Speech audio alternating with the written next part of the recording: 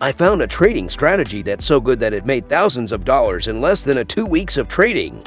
First, you need to open your trading view. Click the Indicators tab, then type the chandelier exit, and then click this one right there.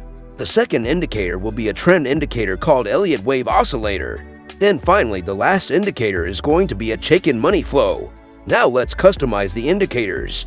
Open the chandelier exit indicator and then change the ATR period to 18. And then open the check-in money flow, then change the length into 16. Make sure you don't forget to uncheck this.